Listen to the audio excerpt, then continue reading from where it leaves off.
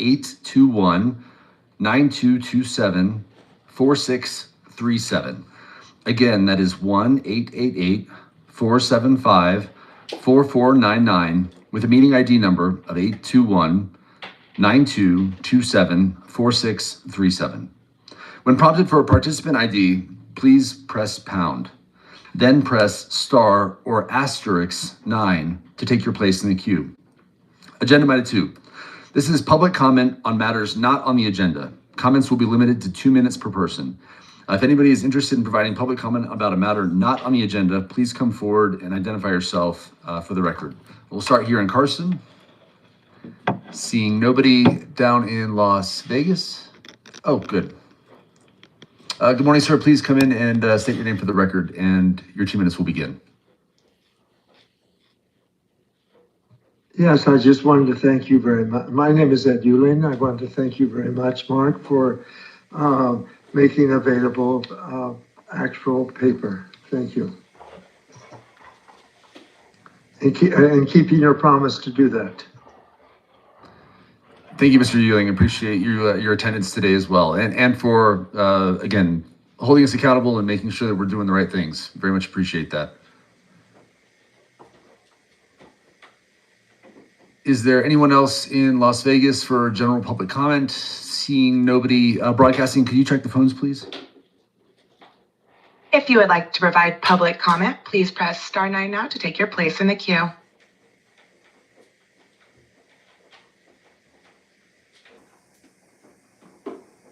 Good morning. This is Oscar Williams, OSCAR-WILLIAMS.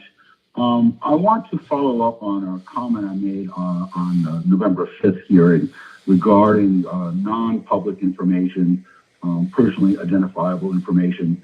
And I sent you an email, Mr. Chair, this morning. You probably haven't had a chance to review it.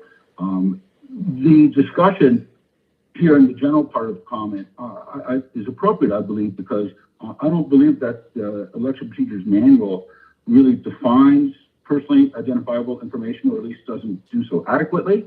And so that's why I'm making my comments in this section. If you want me to withhold to election security or something, you're welcome to suggest that. Otherwise, I'm going to make some comments if that's all right with you, sir. Yes, please, go ahead. Thank you very much. So there may be a little confusion over what is personally identifiable information. The Office of Management and Budget has produced a circular number A-130, Appendix 2, Responsibilities for Managing Personally Identifiable Information. And I thought this description was important for the discussion in general. This is point 2, Introduction. Quote, because there are many different types of information that can be used to distinguish or trace an individual's identity, the term PII is necessarily broad. To determine whether information is PII, the agency shall perform an assessment of the specific risk that an individual can be identified using the information with other information that is linked or linkable to the individual. In performing this assessment, it is important to recognize that information that is not PII can become PII whenever additional information becomes available in any medium and from any source to make it possible to identify an individual. That's important. Now, this document is about 7 pages to try to detail. I'm not going to read the whole thing. I would like to maybe just jump to the overview and then to the conclusion, and then hopefully you'll have a chance to read it thoroughly later, but it goes into a number of sections. I'll outline it real fast. Overview. Identity theft and forgery go well beyond elections, sometimes utilizing high-tech methods, according to a recent report at TechSpot by Sky Jacobs. Quote, cyber criminals are using AI-driven bots to impersonate students, enroll in college courses, and divert financial aid, leaving real individuals with stolen identities and fraudulent debt. That's one of the many risks that we face when you have a signature exposed on a mail ballot envelope. Okay? The stakes are high. In 2022, the total of victim losses due to identity theft in Nevada amounted to over $127 million, according to the FBI's 2022 Internet Crime Report, page 26. I'll provide you the link. The U.S. Department of Justice warns with enough identifying information about an individual, a criminal can take over that individual's identity to conduct a wide range of crimes. For example, false application for loans and credit cards, fraudulent withdrawals from bank accounts, fraudulent use of telephone calling cards or online accounts, or obtaining other goods or privileges which the criminal might be denied if he were to use his real name. That's my overview. Let me jump to the conclusion here, and I'll let you guys go. Handwritten signatures are considered personal data and can be classified as personally identifiable information because they can uniquely identify an individual.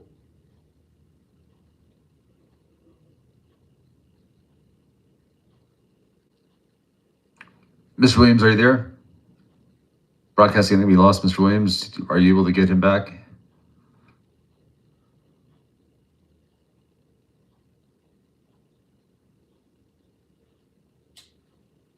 Broadcasting, are you able to get Mr. Williams back on the call, please? Mr. Williams, I'm here. Mr. Woloshyn, can you hear me? I can hear you now. I apologize. Broadcasting, Mr. Williams, we lost you for about 20 seconds there. You were on the I'm sorry, second or third yeah. paragraph of the conclusion. Actually, I did find your email and I pulled it up, and I very much appreciate that. But Mr. Williams, would you mind starting again on paragraph 3 of your conclusion, starting with in the context of financial services, please? Yeah, thank you very much, sir. Thank you for, yes, of course. So just to finish the last sentence, signatures are recognized as a form of biometric data due to their unique, repeatable nature. In the context of financial services, the handwritten signature image is specifically considered sensitive PII because it can be used to access financial accounts or authenticate documents. Nevada is currently not in compliance with federal laws and EU guidance on its treatment of handwritten signatures and personal identifying information as a whole. Nevada used to cover the signature on a ballot return envelope with a privacy flap that sealed the envelope. The time is now to restore the design of ballot return envelopes and other election materials to protect signatures and PII. Thank you very much for this opportunity, and thank you, Mr. Woloshyn, for holding these hearings. It's wonderful. Thank you, sir. Thank you, Mr. Williams. Mark Woloshyn for the record. I again want to extend my appreciation. I found the email that you sent this morning. I did, in fact, forward the email along with the attachment over to my colleagues here at the hearing, and very much appreciate the analysis that you've conducted looking into PII and the use of signatures. As you well know, especially given the recent cyber attack that hit our state, the protection of our collective information, especially that can be used to do these things for consumer protection and otherwise, is of the highest concern to all of us. But we'll take this document, review it, and certainly incorporate what we can into the procedure manual as well as into future discussions about regulatory or even statutory changes. So I appreciate your time and effort today. Thank you. Caller with the last 3 digits, 698. Please press star 6 to unmute your phone.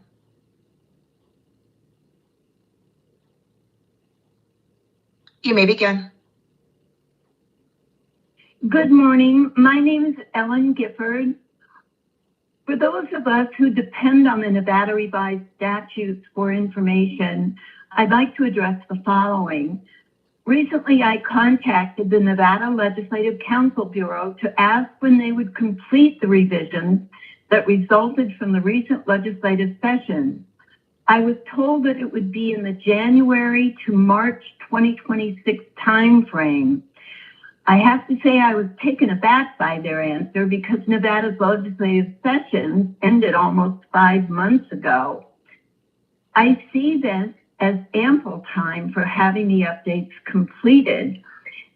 This is a problem for those of us who need the revised information for the work that we do. In fact, much of the content in the bills that were passed has already become law due to the effective dates in the bills. If a citizen were to have need for legal reasons to reference a law and know it, they could be misled by text that's not current. In addition, won't it be necessary for the Secretary of State to update their administrative code to support the new laws, notably in the case of election laws prior to the 2026 elections? It would be appreciated if this could be addressed. And additionally, it would be helpful to know when the Secretary of State is planning to conduct their hearings on the administrative code proposals over the next year. Thank you. Thank you, Ms. Gifford. Mark Woloshyn for the record. Again, 2 excellent points. One, I understand your frustration. I will tell you that again, in the elections division, We're in a similar position. I do know that our colleagues in the Legislative Council Bureau are working as hard and as fast as they can with the resources that they have to make those updates. In the Elections Division, in order to try to help provide awareness of those bills that were passed during the last session, you may notice that, for example, on the elections calendar that we have published on the Secretary's website, we do include references. For example, you'll notice the timelines related to the distribution of sample ballots also include a reference beyond just NRS 293-565, but also cite Assembly Bill 148 from this last legislative session, specifically to your point, to remind citizens who are interested in reviewing and understanding the statutes that there have been changes, perhaps not yet codified into the statutes. In regards to the regulatory updates, I will tell you that's also ongoing. 293-247 requires us to complete that regulatory update prior to the last business day in February. That is also ongoing, though, and I can assure you that you will see the agendas for both the workshops and adoption hearings in the coming months. Again, there's been a lot going on. We've been hard at work preparing for the election cycle. That regulatory review, though, has not been forgotten. It is essentially after these meetings following relating to the procedure manual, the next big project that we will continue to move forward on to solicit public comment and feedback on. So I do assure you it will occur before the last business day in February, likely sometime in December, January, and in the beginning of February, before that last meeting of the Legislative Commission sometime in February. But excellent points, and thank you for your comments. Chair, there are no other callers wishing to provide public comment at this time. Excellent. Thank you, Broadcasting. This time I will close public comment on matters not on the agenda, and we will move on to the Elections Procedure Manual.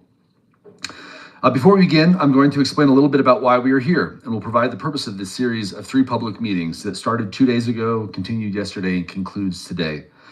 Following the 2020 election cycle, there was an exodus of election officials across our state. That occurred for a number of reasons that we will not go into today, but suffice to say that the increased rate of turnover led to the recognition that additional tools were needed to ensure that new election officials were able to be onboarded and trained in a more efficient manner. You may not have realized it, but elections administration is complicated and detailed.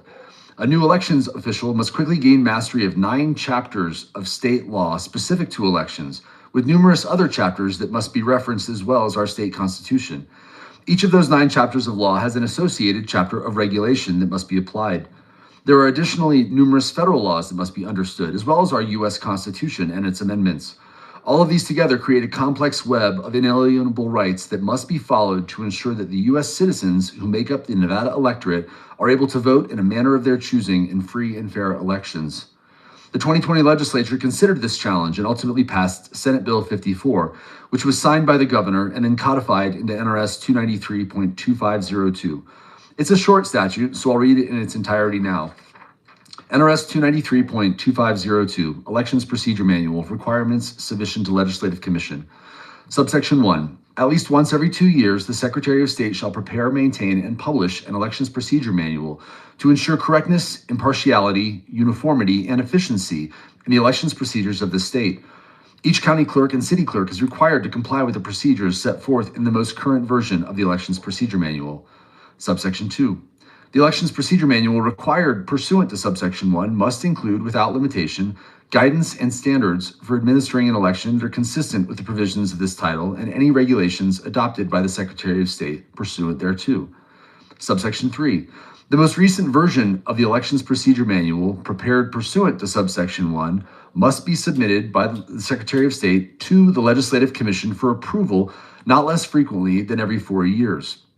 The Secretary of State may make any change to the Elections Procedure Manual that is not substantively related to administering an election without the approval of the Legislative Commission. Subsection 4. Nothing in this section authorizes the Secretary.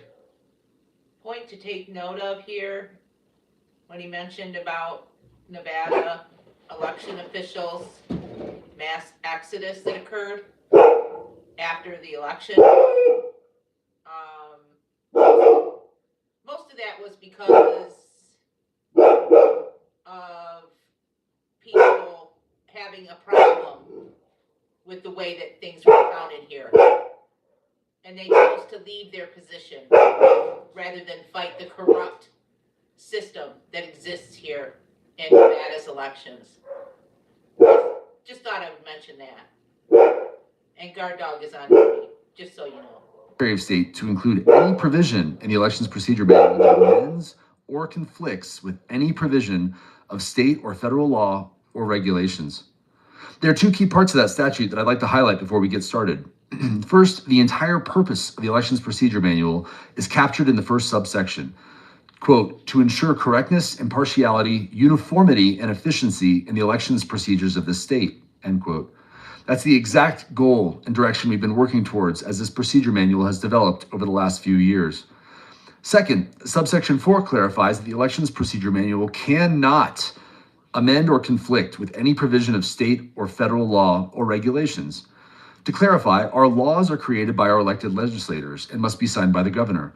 Regulations must also follow a very specific process before ultimately being approved by the Legislative Commission, a body made up of 12 elected legislators. In other words, this procedure manual cannot conflict with either laws or regulations, but rather provides clarity on those laws and regulations. So here's how this will work today. In a minute, Ms. Hardy will read into the record a description of one chapter of the Elections Procedure Manual. We will then go to public comment so that you can provide feedback on that chapter. When we are done, we'll move to the next chapter, and the process will repeat itself until we are done. We have split the chapters of the Elections Procedure Manual into 3 days, specifically to enable members of the public opportunities to provide feedback without sacrificing an entire day and to ensure that we are not rushed in the process. I want to remind everyone that our discussions today during this meeting will be focused on the proposed chapters of the Elections Procedure Manual listed in the agenda. We should not discuss changing our state laws, which of course are created by the legislature. This meeting series will not alter any existing laws. The Elections Procedure Manual cannot make something illegal that is otherwise legal, nor make something legal that is otherwise illegal. If there are general questions about elections procedures, we'll be able to discuss them today, as long as they relate generally to the proposed chapters of the Elections Procedure Manual. If there are questions that extend beyond the items of the agenda, I would be more than happy to set up a separate meeting at another time. To do so, please contact me at nvelect@sos.nv.gov. Finally, a few administrative notes. We will be taking notes while you are providing comments. If you see us looking down, it is because we are typing or writing. When we get to public comment, we will first take public comment here in Carson City, then in Las Vegas, and finally via Zoom. To be clear, this meeting is a discussion. If you ask a question, as long as it's related to the agenda item, generally, we will be able to answer it. Once we are complete here today, my team and I will discuss and analyze your suggestions, bringing them to the clerks for input if necessary, before ultimately making recommendations to the secretary. Finally, I understand that discussions about elections can get intense, and I am excited about talking with you today, but I must insist that everyone treat each other with dignity and respect. Your fellow Americans in this room and listening today may have different opinions, but they are worthy of your courtesy. Finally, before we get to the agenda, there is one last update, and I'll repeat this at the end, but just in case someone leaves early. We have identified that the Legislative Commission will be meeting in December, on December 17th at 1 p.m.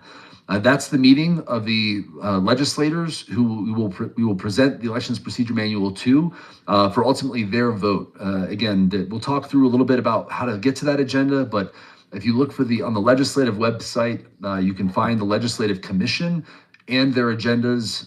And again, that meeting will be agendized for December 17th at 1 p.m. All right, at this time, I will now turn it over to Heather for a review of Chapter 6. Thank you, Mark. Before I begin, I'd like to clarify for the record that our work on the Elections Procedure Manual is not complete, nor will it likely ever be complete. What you see online is our latest update, but work will continue over the next 2 years as we continue to find ways to improve it. The Elections Procedure Manual has 4 main audiences. The first consists of state election officials, which generally includes the members of the Secretary of State's Election Division. The second consists of county election officials, who have a number of unique statutory responsibilities separate from both state and city election officials. The third consists of city election officials, and the fourth consists of members of the public. Our goal is to establish the Elections Procedure Manual as the go-to document for anyone as an initial starting point for any questions about elections, voting, and registering to vote, candidate filing, petitions, and the many other elections-related topics. While we routinely get feedback from other election officials across the state, the part in the process that we're doing today is critical to ensuring that you, Members of the public can provide feedback on the manual so that we can continue to make it better so that it meets your needs. For example, one change has already been identified. On October 9th, Dominion voting system was purchased and the name was changed to Liberty Vote. We will go through the procedure manual to reflect the name change prior to this. That's the issue right there. They use Dominion, and Dominion is corrupt AF, y'all. Dominion voting systems is corrupt to the core, and they are still using it here, but they changed the name because they know that Dominion has already been found guilty of voter fraud in many, many other cases, like literally hundreds of cases where Dominion voting systems has been found guilty of fraud. So now they just changed the name to Liberty something, right? It's still the same corrupt voting system they're using here, just under a different name. Commission to the Legislative Commission. Another more substantial recommendation that we've received will be applied to the next version of the procedure manual that will be published prior to the 2028 election cycle.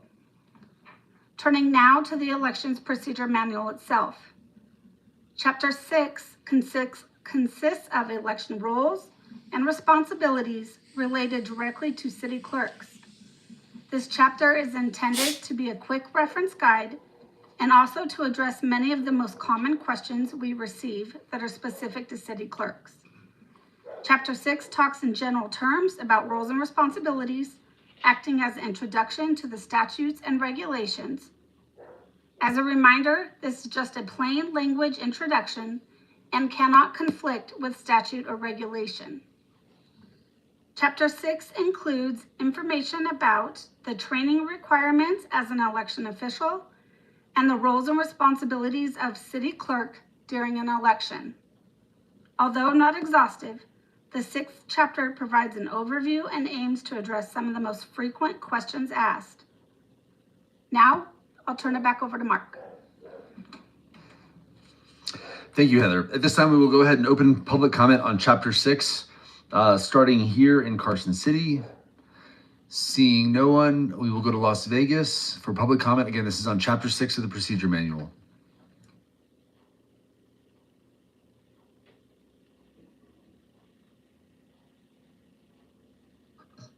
Yes, my name is Ed Euling. I'm wondering if you can elucidate more about what the role of the city clerks are. In a general election, are there city clerks? Can they receive the petitions, for example? Are they working the same hours, or do they cease to exist? Do they register voters, for example?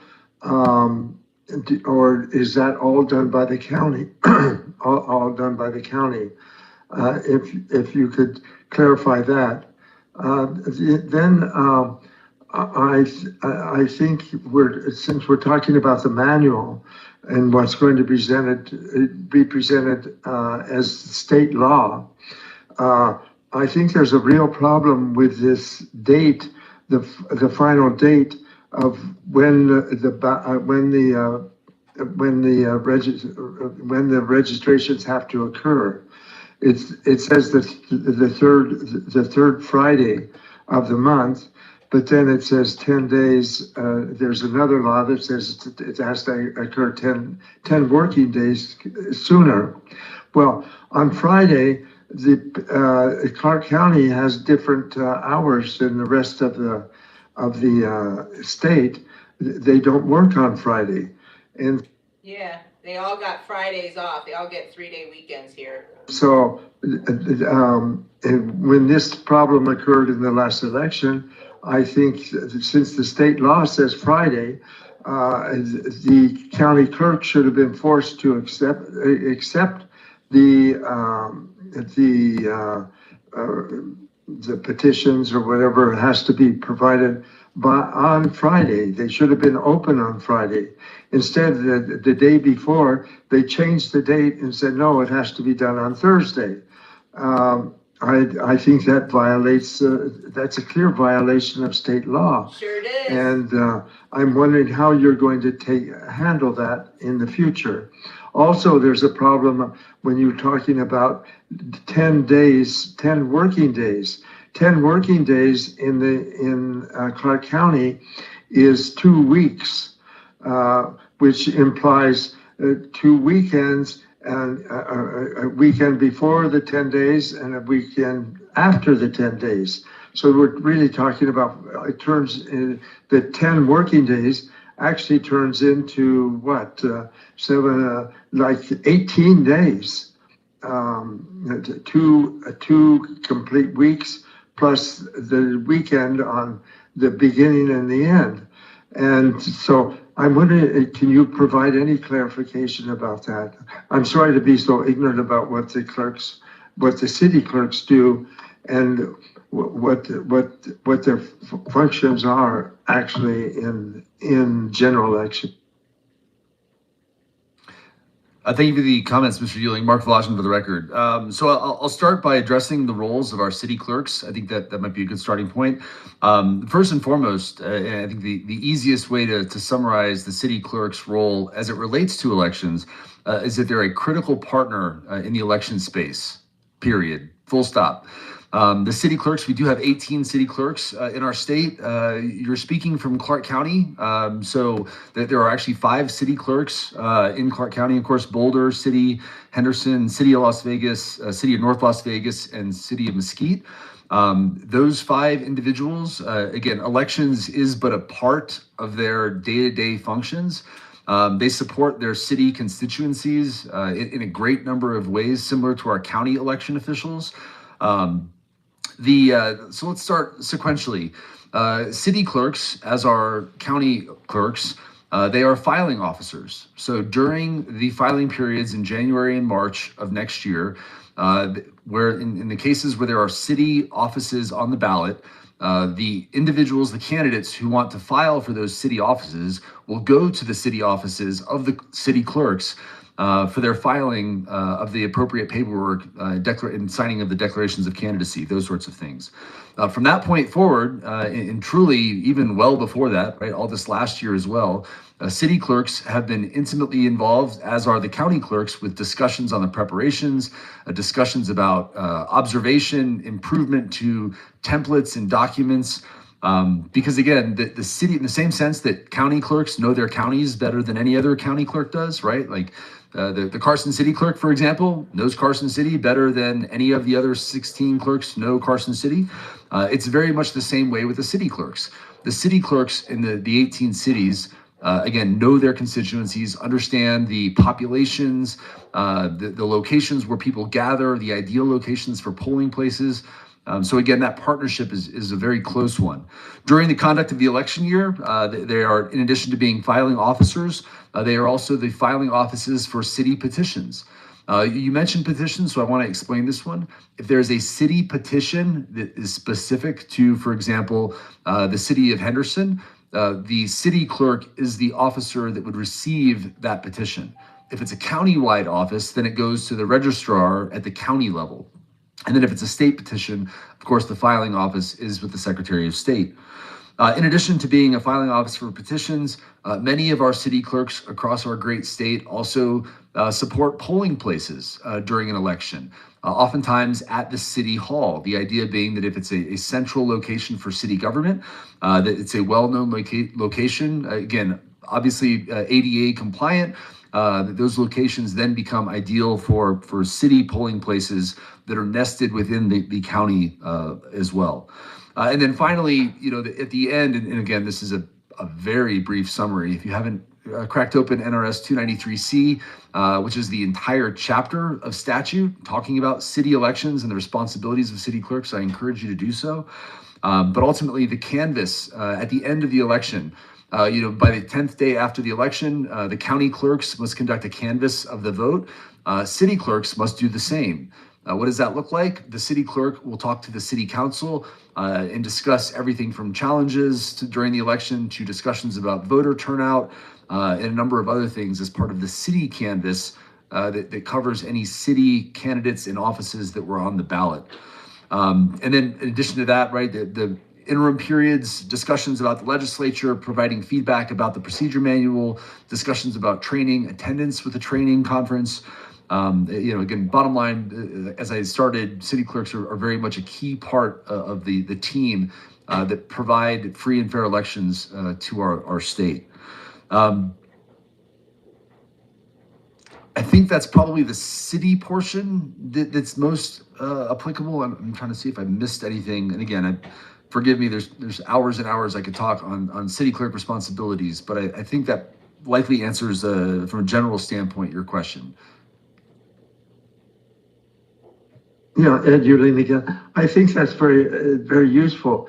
But the specific, for example, I ran for a statewide office. So why did I have to, I got my information, I applied at the Secretary of State. Why wasn't the Secretary of State the one designated to receive the petitions? The Secretary of State works on Friday. Why weren't they instructed to accept those petitions? Why was the county, which doesn't work on Fridays, instructed and allowed to set the rules of how about all these other deadlines? Thank you for the question, Mr. Ewing. Mark Voloshin for the record. That unfortunately goes to a different chapter of statute. We're not talking about the cities there. The short version is that the way signatures are verified in NRS 293, it specifically talks about signatures being turned in to the county election officials. Part of the reason that this chapter in the procedure manual was established specifically was to call out the fact that there are different responsibilities for state election officials.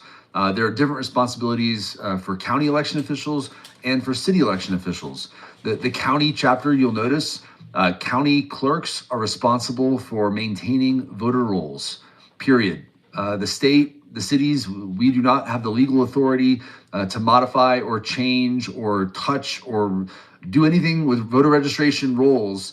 It's the county clerks that's their legal responsibility to do that. And while we can assist in different ways from both a technical standpoint and otherwise, ultimately the organization, the entity in our state laws that govern and provide for the maintenance of voter rolls, which includes signatures of voters, are the counties.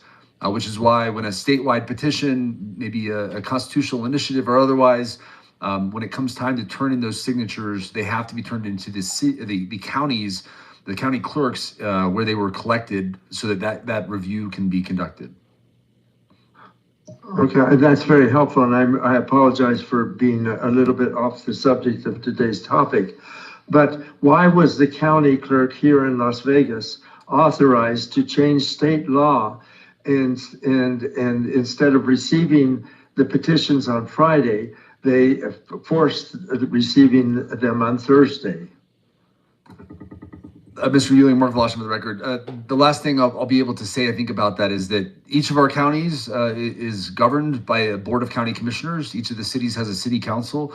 Across the 35 different counties and cities, ultimately the 18 cities and the 17 counties, the county commissioners are again, the ones who make those determinations about the business hours of their respective counties. It's my understanding that Clark County, again, as you said, works 4 10s, I believe is the way to describe it. 4 business days of 10 hours each to maximize the amount of time they can provide to constituents who otherwise start work at 8 and maybe go to 5, and that way there's a little time before and after. I believe there are other counties across our state. In fact, I know there's certainly at least a couple others that are in a similar position. Those are legal decisions by the boards of county commissioners that if you have questions about or recommendations to, the correct entity to address those is the county commissioners of those specific counties. I'm more or less in tune with what the county commissioners do here. And as far as I know, the county commissioners never changed the date that date is set by state law. It's hard for me to believe that a county commission can, even if you're correct in what you're saying, a county commission can come in and change state law. They can't. It's against the law. That's one thing. The other thing is why were they allowed to do that? Because they're corrupt, AF. Mr. Ewing, thank you for the comments. Mark Flash for the record. Before my legal counsel stomps on my foot again, I do want to just clarify that the commissioners did not change state law. They don't have that authority. And the statutes are written in a way that talks about working days, as you cited, and other provisions based on the time periods. So again, it is in harmony. But as I mentioned yesterday, and I do need to kind of shift back to our discussion about Chapter 6, if you have questions or are interested in talking with the registrar about timelines for next year as it relates to the county work schedule or the delivery of signatures for a petition, I'm eager to help facilitate that if possible. But we're talking, the date is very specific in state law. It's Friday. And it was changed. How can that happen?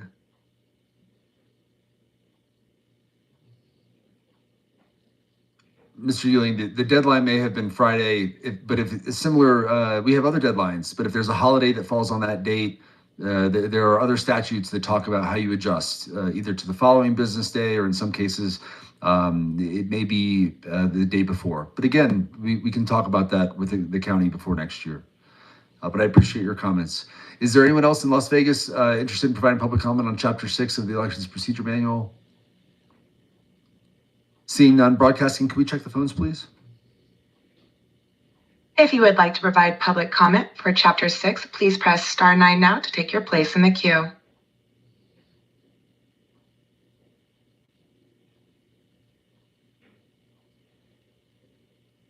Good afternoon, Oscar Williams again. I have a question. I'm reading the H2 here, roll. Briefly, it says the Nevada legislature approved AB 50 in 2019, consolidating municipal elections on even numbered years starting in 2022. As a result, city offices are now included on the same ballot as the governor and president of the United States during midterm and presidential election year cycles, instead of cities holding separate local elections in odd number years. Can you provide me with the statutes or and administrative codes that reflect that phrasing, please? Or you can email me if you want. You don't have it, but you're like the master of statutes. So, do you have actual statutes that memorialize that? Because I have a second question to after that. Thank you for the question and the comment, Mr. Williams. If you give me just one moment, I'll be able to pull up the statutory references. We will also we'll follow up with an email for these as well. But one moment, please.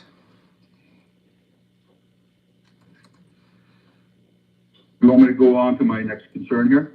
If you may, just 1 second, I want to make sure I get this to you. I want to be able to hear your next comment too.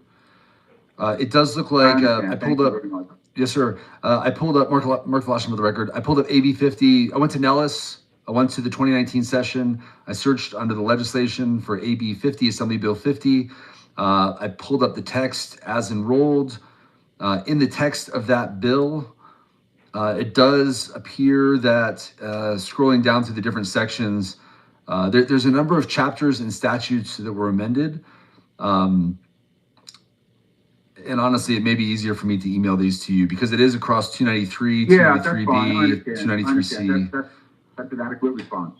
That's a great response. Appreciate it very much. Yes, sir. You'll see the email here momentarily. But please go to the, you said you have a second part? Yeah, well, it's related. I'm a little confused how the change in local election timing doesn't violate Article 4, Section 20 of the Constitution. Listen, the language is very clear here. Quote, the legislature shall not pass local or special laws in any of the following enumerated cases. That is to say, regulating county and township elections.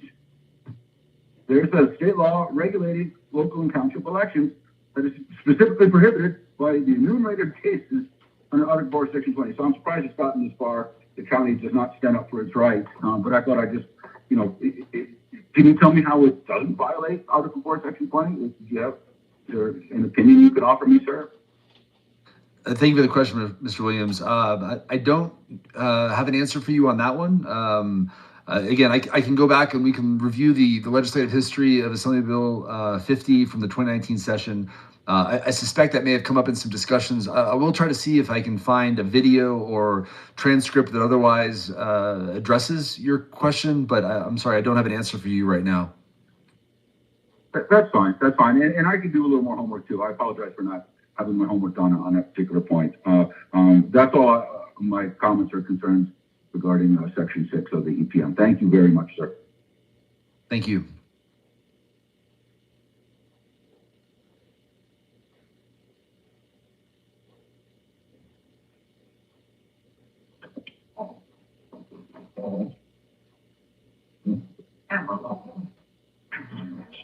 Caller, you are unmuted and may begin. Good morning, Mark and Commission. This is Luann Holmes, City Clerk for the City of Las Vegas. I would like to start off by saying again, really well done. The chapter on City Clerks looks spot on. I think that you've covered everything very thoroughly, and I really do appreciate this effort. It is fantastic to have all this information in one place and easy to use. So again, thank you. I would like to point out on page 5, not all city clerks do virtual candidate filings or Zoom candidate filings. So you might want to maybe put an emphasis on that.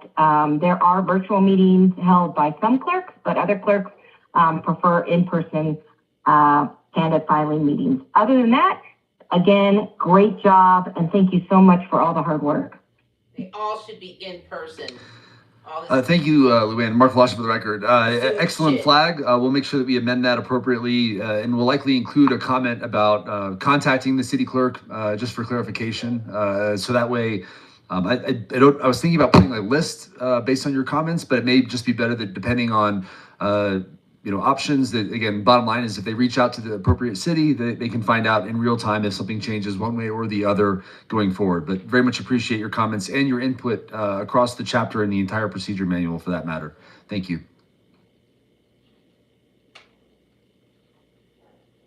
Chair, there are no other callers wishing to provide public comment for Chapter 6 at this time. Excellent. Thank you, Broadcasting. At this time, we'll close public comment on Chapter 6, and I'll turn it back over to Heather for a review of Chapter 7. Thank you, Mark. Chapter 7 provides general information related to election security, providing an overview of the state's process. Chapter 7 talks in general terms about roles and responsibilities, acting as an introduction to the statutes and regulations. As a reminder, this is just a plain language introduction and cannot conflict with statute or regulation. This chapter also includes information about the physical security of voting facilities, the testing, certification, chain of custody of Nevada's election systems, cyber threats and defenses, incident response plans, and investigations of election laws. While not comprehensive, this chapter is intended as an overview and is set up to answer some of the most common questions that we receive. Now I'll turn it back over to Mark. Thank you, Heather. At this time, we'll open public comment here in Carson City on Chapter 7. Seeing no one, we'll go to Las Vegas. Again, public comment on Chapter 7 of the Elections Procedure Manual. Seeing none. Broadcasting, can we check the phone line, please? If you would like to provide public comment for Chapter 7, please press star 9 now to take your place in the queue.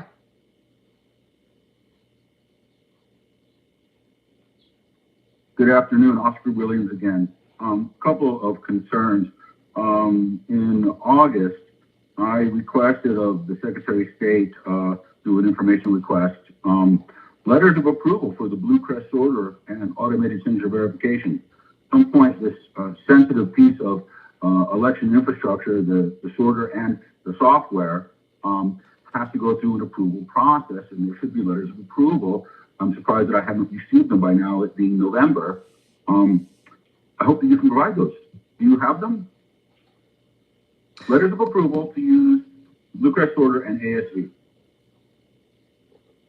Thank you for the question, Mr. Williams. Mark Velosh for the record. I don't have that information or the request in front of me now, but I will follow up with our public information officer to see if we can get some details on the nature of that request to hopefully satisfy it sooner than not. Okay. All right. Very well. I sent a proposal to Washoe County back at the end of August. I believe I had an extra copy for the registered voters, possibly forwarded it to you or to the secretary regarding, it was basically a request for paper ballots for Washoe County for 2026. And in that, I decried automated signature verification for a number of reasons, citing, I think, 6 different legal problems, including its connectivity. Are you aware of that document? Thank you for the question, Mr. Williams. Mark Velosh for the record.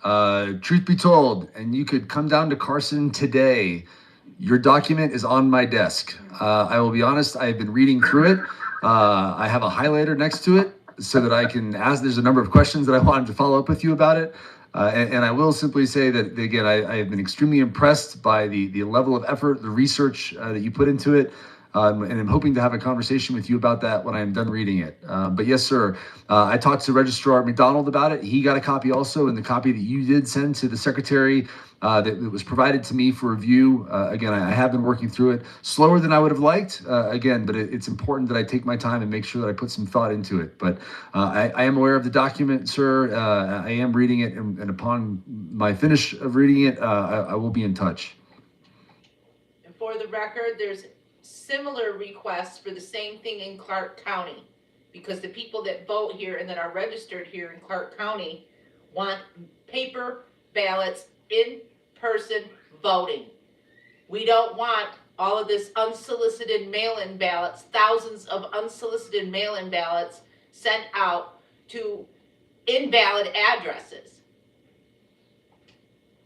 Well, that's gracious of you. I'm impressed and honored in some ways. So thank you, and I look forward to further discussions on the merits or lack thereof of the points that I make. There are some problems there, and certainly when we get to continuity of operations, when the power goes out, I don't believe the county is adequately prepared. In short, the more we rely on technology to run our elections, the more vulnerable we become to malware, cyber attack, and corruption. You know, we have a paper and pen and you hand mark the ballots, power goes out, you put up a battery powered lighting kit, and the election goes on. Anything short of that is an added vulnerability, a foreseeable risk that can be avoided through simpler methods, including having more precinct locations, voting locations.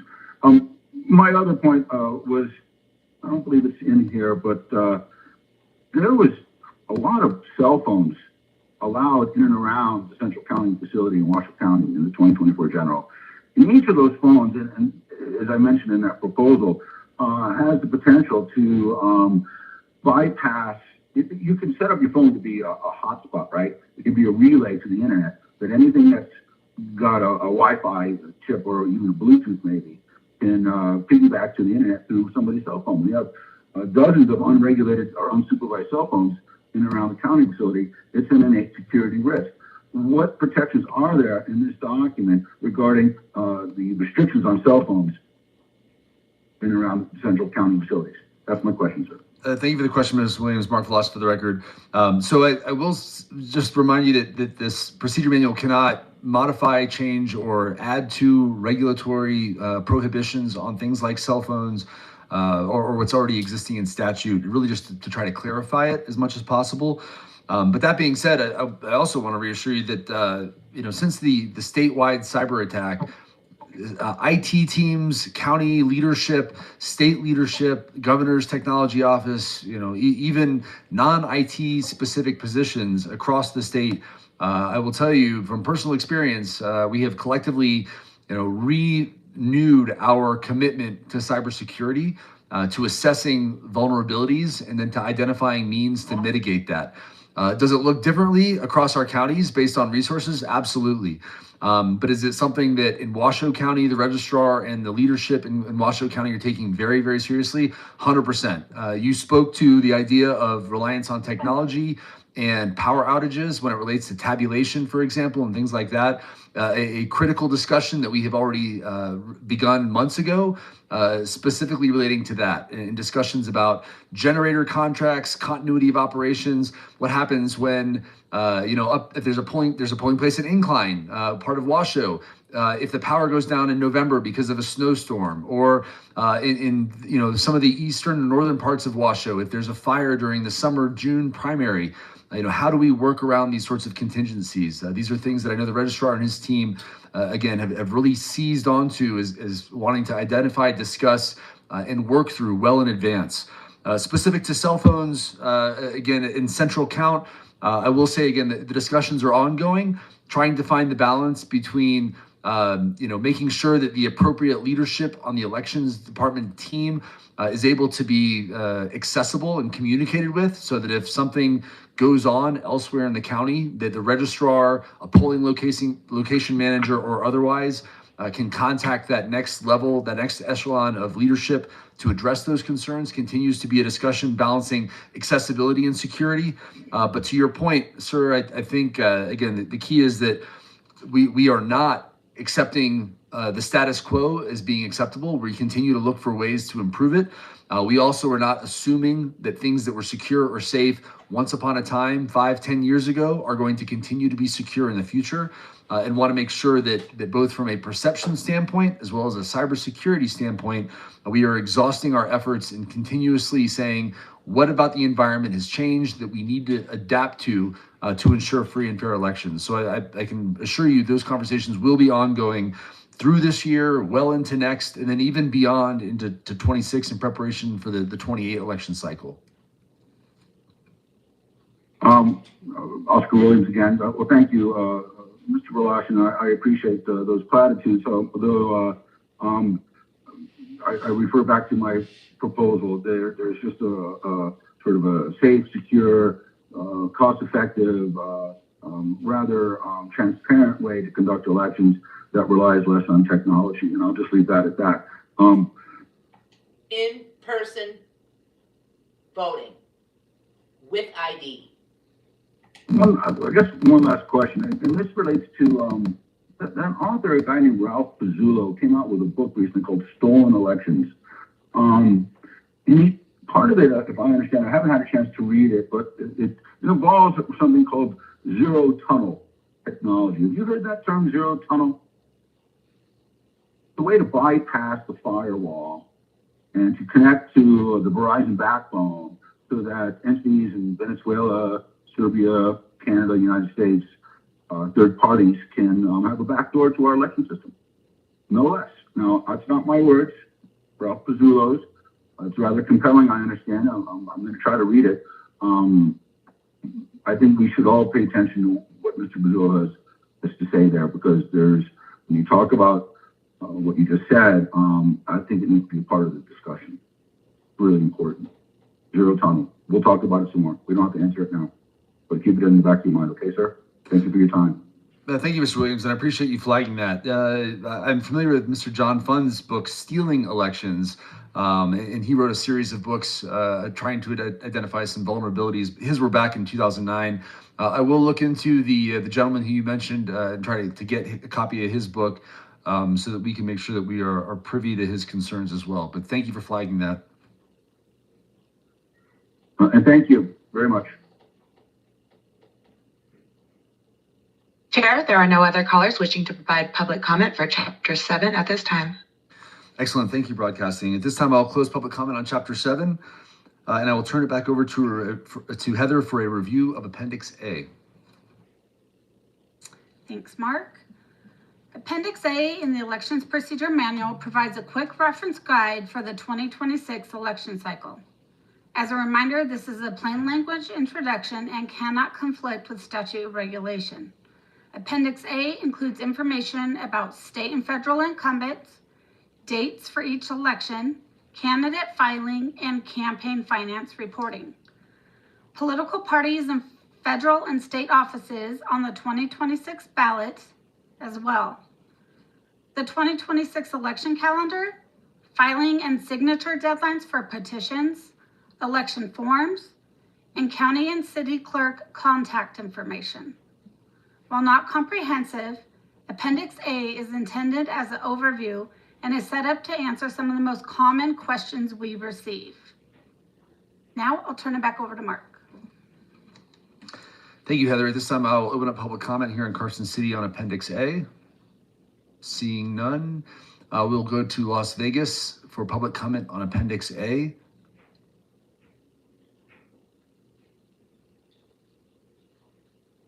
Seeing none, broadcasting, can you please check the phones? If you would like to provide public comment for Appendix A, please press star 9 now to take your place in the queue.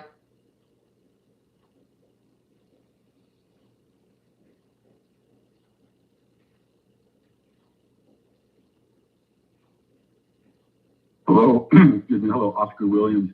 I don't know if I'm accurate here on this section, but my concern stems from the sample ballot from the 2024 general. There was a drastic change in form of the sample ballot and the pamphlet that it's attached to. And I don't know where any of this would explain, that memorializes the sample ballot as I understand it to be. For example, and I don't know if I'm in the right section for this, so if you want me to hold to the general comment or something, I can certainly do that. But what I experienced was, or historically, you get a sample ballot booklet, and inside there is a mock ballot. It has the same size and weight and data as a real ballot. It just says sample as a watermark. It has your accurate races related to you, and the idea is that you can detach it, you can mark it up and bring it in, and then use that as a reference when you're casting your vote. It helps speed up the process, and that's why we do it that way. But that wasn't the sample ballot that was delivered last year. It didn't have a detachable mock ballot. It had just regular pages that had some sort of a generic thing that had no relationship to the actual races that I would be voting on. I'm entitled to an accurate sample ballot for the reasons I just explained. So timeliness and knowledge, and so somewhere that needs to be defined in the election procedures manual. We need to be clear that the sample ballot is a mock ballot. There's sample on it, and you can detach it, mark it up. Not the whatever change that you want to describe as I explained it from the last experience. And it seems to be some unilateral change. I don't know where that came from, but it was not historically what I've known to be the sample ballot, and certainly there needs to be clear language on that very point. What do you think about that? Do you have a sample ballot detachable, looks like a real ballot with a sample, or not? I guess that's the question. Where is that memorialized in the EPM? Thank you for the question, Mr. Williams. Mark Velocity for the record.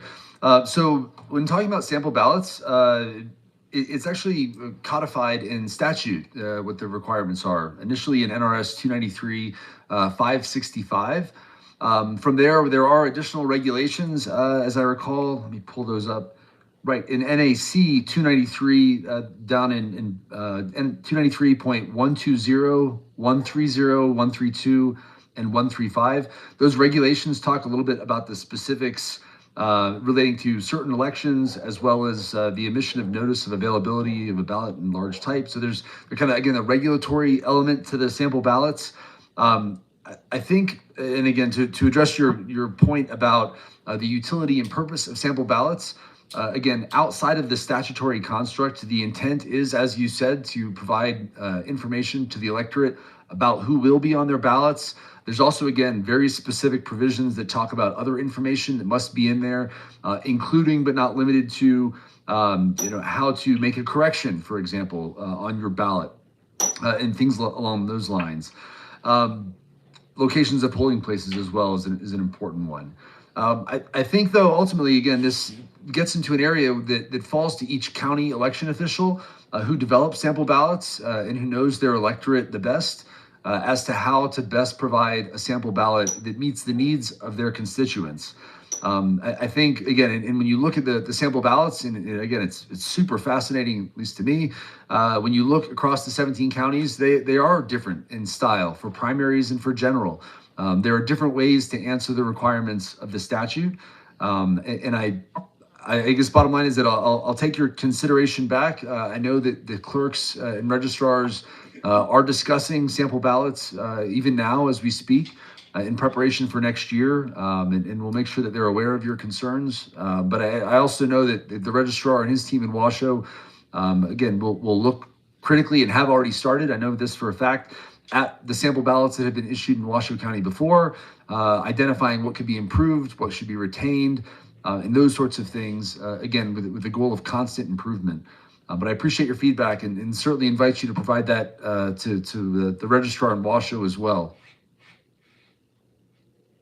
Well, I appreciate that. It just seems like the election procedures manual is the right place to give clarification on this issue of what is the insert of that actually constitutes your sample ballot. Is it going to be an official card stock, looks just like a real ballot, it's got the real information on it that you need, or not? And I think that needs to be clear, so we don't have the mess that we just had. But I'm entitled to accurate information on the statute. It was not accurate. There you go.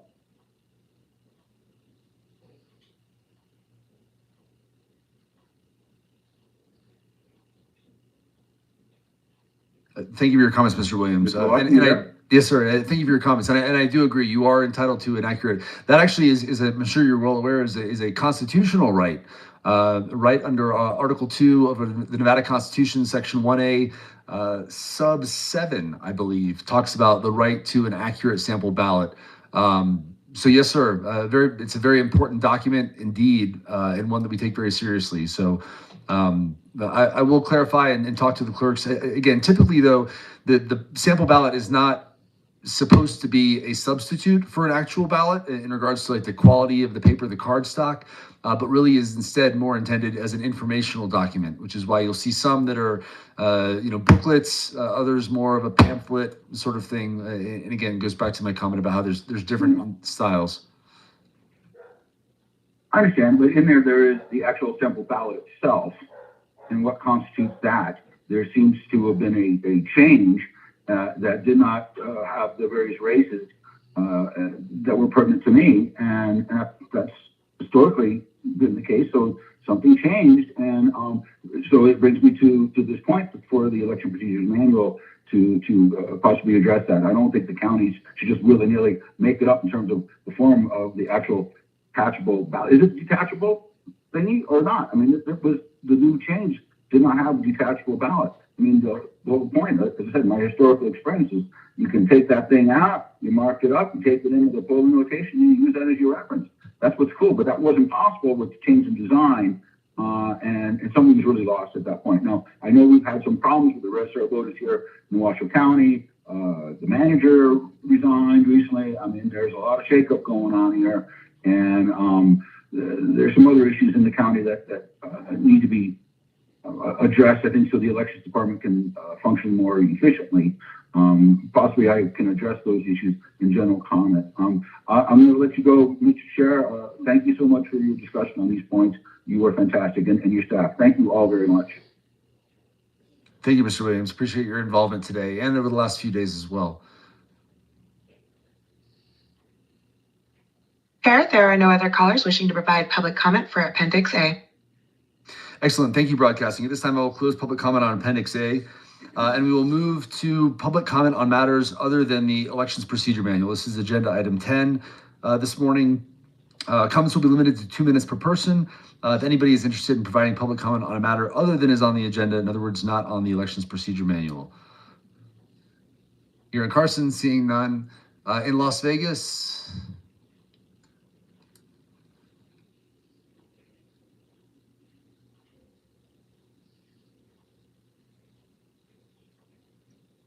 Yes, my name is Ed Yulin. Is this the final comment that one can make? yes, sir. Yeah, okay. Once again, I'll go back to what I stated from the beginning. We have all rules, but they have for and fair elections, as you constantly say. But if the people in charge of those have intent for something different, they will do it, and they did do it in the last election. Your office, the Secretary of State office, weaponized the petitions against the potential candidates who were nonpartisan. Nonpartisans are required to gather signatures, or members of parties that aren't authorized by the state are required to gather signatures. Those procedures were weaponized against the candidates, and all the talking, all the regulations, all this is really has limited use as far as there's that sort of intent within the government to do that. And that certainly happened. And I'll give you an example. We were required to gather signatures of voters. You changed the rules that those voters had to match the addresses of those voters had to match the addresses where the person lived, where the person registered originally. Even though the signature was accurate, everything was fine, the person moved, and in my case, moved from one part of my district to another part of my district, and those votes were eliminated, those petitions were eliminated, or those signatures were eliminated, even though they conform totally to the requirements of the state that they be legal voters in the state. And even the county clerk here in Las Vegas, here in Clark County, acknowledged that they proved that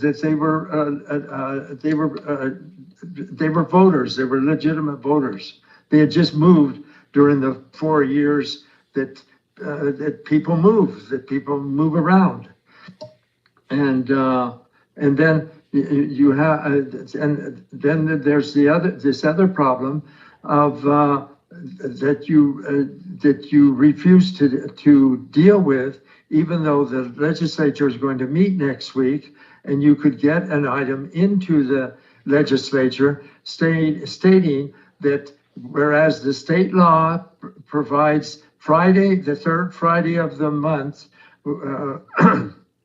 reduced by 10 working days to the first Friday of the month, that here in Clark County, that the county clerk has the right to override that. They're not required to pay overtime to people to come in on that Friday. That's too much. I don't know how much overtime they pay for other things, but every 4 years, they can't be required, or every 2 years, they can't be required to hire overtime people to come in. So what you're in essence saying is the state has this law, very clear Friday, and that the county clerk can change that. That should be written into the manual, and you have the chance to do it. Just hand it to the legislature who's meeting next week to have them create this new regulation that you have declared as valid. That the county clerk can overrule that provision. Thank you very much. Thank you for your comments, Mr. Ewing. Mark Flash, for the record, I do want to just clarify that the regulation that talks about discrepancies in address on certain petitions is NAC 293.185, originally created in 2007, last amended in 2011. And that was the specific requirement. And then the one other thing I want to clarify is that I'm not an expert on the special session process, I will admit. I still have a lot to learn in that regard, but I want to clarify that I don't get asked what the special session should be about, nor do I believe that myself, my team, and I don't even know if the Secretary of State himself has any input as to that agenda. The special session process, again, I will learn more. And if you have questions on that, I will certainly be able to provide that to you later. As well as if you have questions on the independent candidate for partisan office petition process. Again, I look forward to, and I do sincerely hope that you reach out so that we can discuss that sooner than not to make sure we're on the same page if in fact you are interested in pursuing that petition again during the upcoming election cycle. But thank you for your involvement and in comments today.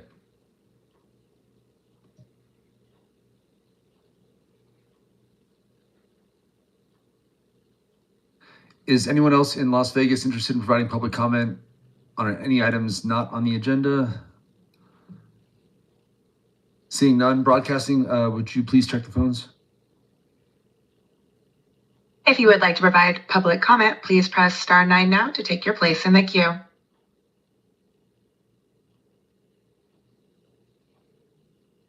Good afternoon, Oscar Williams again. I want to just explain an experience I've been having with Washoe County, and this is in regards to the county's organizational chart and a consultant that the county's hired to review it and make recommendations regarding the role of the county manager and so on and so forth, called the Rath-Tellis Consulting Group. I made 2 public comments to the County Board of Commissioners and 1 written comment. And to make it simple, and this affects the Office of Registrar of Voters and the clerk and others. So what you have in the current chart is on the top are the Board of Commissioners. And then underneath that is the manager. And everything else flows underneath the manager and the assistant managers, whether it be the Registrar of Voters, the clerk, the DA's office, the sheriff.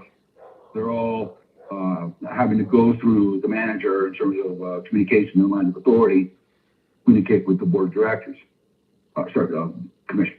And I take issue with that. For example, it's the clerk who signs the certificates of election. You would think that there'd be some direct lines of communication between that agency and the Registrar of Voters, but there is not. There's no lines of communication at all. The Registrar of Voters serves solely the pleasure of the Board of Commissioners per county statute. The county hires and fires them, sets their compensation. They certify the canvass of the elections that the registrar gives them, and yet there's no direct line of communication on the county's organizational chart. But I think it's even more glaring when you look at the elected offices of the clerk, the DA, and the sheriff. There's no way that those agencies have to go through the manager. They're elected officers. Their duty is to the people, not to the manager. And so the chart just needs to be changed. And I'm offering this to you because it affects the offices of elections in Washoe County and in Clark County, potentially. I'm sure they've got the same problem. And what I would recommend is maybe on the left side, you would have the clerk and the administrative courts. And on the right, you have your DA, your sheriff, and your criminal courts. And the Registrar of Voters would be up underneath somewhere next to the clerk, I think, close to the board. And then in the middle is the manager with different lines and dotted lines and so on and so forth. And that way, I think it would better serve the community and give the Registrar of Voters a level of autonomy to do the job that they want to do, not what the manager tells them to do. It's the board that is their manager. The registrar's duty is to the board, but it's not reflected in the organizational chart. I just wanted to bring that to your attention, sir. It's an issue. I think it really needs to be solved because, again, the Office of Registrar of Voters seems to be somewhat compromised in its duty to the Board of Commissioners and their constituents. So we, imagine at one point the legislator, I think it was in the 70s, passed a law that allowed Clark County and Washoe County to create the Office of Registrar of Voters. In so doing, they allowed the Board of Commissioners to usurp the authority of the clerk, who handles elections, and then assign it to their appointee, their hire, the Registrar of Voters. It's quite the power grab, but the trade-off in the contract with the electorate, we have the security of having an elected official having oversight of the Registrar of Voters. But the way the org chart is written, it cuts that tenuous, what would you call it, relationship to elections and elected official oversight. And it's clouded by the intrusion of the manager, the way our organizational chart is drafted. So I hope that that could be corrected, and maybe you would even have an opinion on it. You could share it with the county.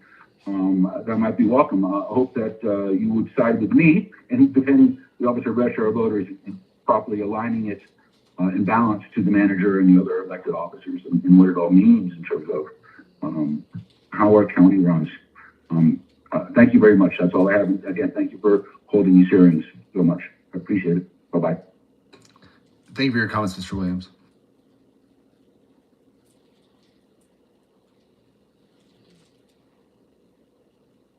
Hello, this is Ellen Gifford again. As mentioned before this week, a Nevada voter curious about what prompted the need for the law NRS 293705 employed the Freedom of Information Act, sending a letter to the Secretary of State asking for any records that document incidences such as those listed in that statute. 2 years is a long time to wait for a proper response for public records access. I hope this can be addressed soon. And thank you to all three of you for being there for us and for this opportunity for the public to work with your office. It is very, very much appreciated. Thank you. Thank you for your comments, Ms. Gifford. Chair, there are no other callers wishing to provide public comment at this time. Excellent. Thank you, Broadcasting. At this time, I'll close the final public comment on matters other than the Elections Procedure Manual. Before we adjourn, though, I do have maybe three last things. First and foremost, as a reminder to everyone, we anticipate bringing the Elections Procedure Manual to the Legislative Commission. We've gotten questions about what exactly the Legislative Commission is, so I want to clarify that the members of the Legislative Commission are 12 elected members of the State Senate and Assembly. The Legislative Commission has a website on the state legislative page that lists the members so that you can get in touch with them if you have questions or comments, as well as listing the agenda, the agendas and other information relating to their meetings.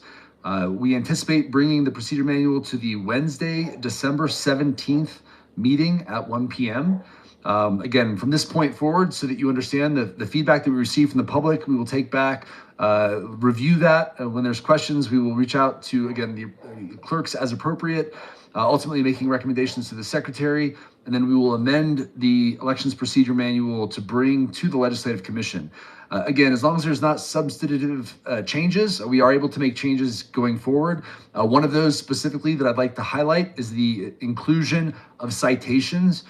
Just about every page will need somewhere between 5 and 50 additional citations. That will take some time, but again, those are not the sort of changes that have to necessarily happen before December 17th, but that we will continue to work on in the year ahead to make sure that it continues to get updated.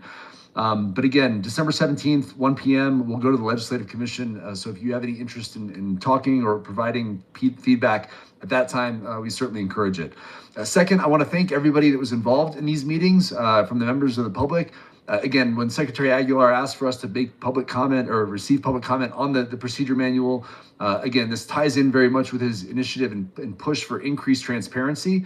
You'll have noticed in the statute that I've now read 3 times, it doesn't say we have to do this, but it absolutely is the right answer. And I very much appreciate you all taking time and effort to not only review the document, but to let us know.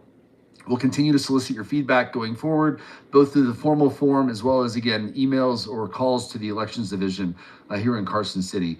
And then lastly, I owe a tremendous debt of thanks to Ms. Heather Hardy, who for the last few years has been working tirelessly on this document. When I come into work early in the morning, her light is already on, and she has been grinding away to make sure that this document is as good as it can be to support the information that for you all, again, the electorate, the press, and election officials across the state.